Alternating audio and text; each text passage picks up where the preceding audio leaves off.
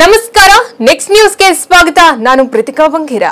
ಮುಖ್ಯಮಂತ್ರಿ ಸಿದ್ದರಾಮಯ್ಯ ಅವರು ಮೂಡ ಹಗರಣ ವಿಚಾರವಾಗಿ ಪ್ರಸ್ತಾಪಿಸಿರುವಂತಹ ಆತ್ಮಸಾಕ್ಷಿ ನ್ಯಾಯಾಲಯದ ಹೇಳಿಕೆಗೆ ಜೆಡಿಎಸ್ ಇದೀಗ ಮತದಾರರ ಮನದ ಮಾತು ಕೇಳಿ ಎಂದು ಟಾಂಗ್ ಅನ್ನು ನೀಡಿದೆ. ಕಾಂಗ್ರೆಸ್ ಸರ್ಕಾರ ಪಂಚ ಗ್ಯಾರಂಟಿ ಯೋಜನೆಯ ವಿಚಾರವಾಗಿ ಪ್ರಶ್ನೆಗಳ ಸುರಿಮಳೆಗೈದಿರೋದಲ್ಲದೆ ಗೃಹಲಕ್ಷ್ಮಿ ಹಣ ಬಾರದಿರೋದಕ್ಕೆ ಸಚಿವೆ ಲಕ್ಷ್ಮೀ ಹೆಬ್ಬಾಳ್ಕರ್ ಅವರನ್ನ ತರಾಟೆಗೆ ತೆಗೆದುಕೊಂಡಿದ್ದಾರೆ. ಗಾಂಧಿ ಜಯಂತಿಯಂದು ಬೆಂಗಳೂರಿನ ಗಾಂಧಿ ಭವನದಲ್ಲಿ ನಡೆದ ಸಮಾರಂಭವೊಂದರಲ್ಲಿ ಮುಖ್ಯಮಂತ್ರಿ ಸಿದ್ದರಾಮಯ್ಯ ಅವರು ಮಹಾತ್ಮ ಗಾಂಧೀಜಿಯವರ ಹೇಳಿದಂತೆ ಆತ್ಮಸಾಕ್ಷಿಯ ನ್ಯಾಯಾಲಯ ಹೇಳಿದ ಮಾತನ್ನ ಕೇಳಬೇಕು ಎಂದು ಹೇಳಿದರು.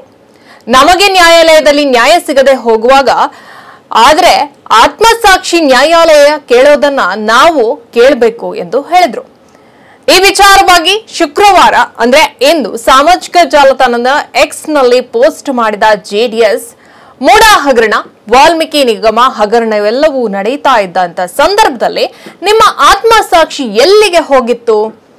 ಗಾಂಧೀಜಿ ಮದ್ಯಮುಕ್ತ ಸಮಾಜ ಮಾಡಬೇಕೆಂದು ಕನಸನ್ನ ಕಂಡಿದ್ದವರು ನೀವು ಬಾರ್ ವೈನ್ ಶಾಪ್ಗಳ ಮೂಲಕ ಅಕ್ರಮವಾಗಿ ಹಣ ವರ್ಗಾವಣೆ ಮಾಡಿದಾಗ ನಿಮ್ಮ ಆತ್ಮಸಾಕ್ಷಿ ನ್ಯಾಯಾಲಯ ಎಲ್ಲಿತ್ತು?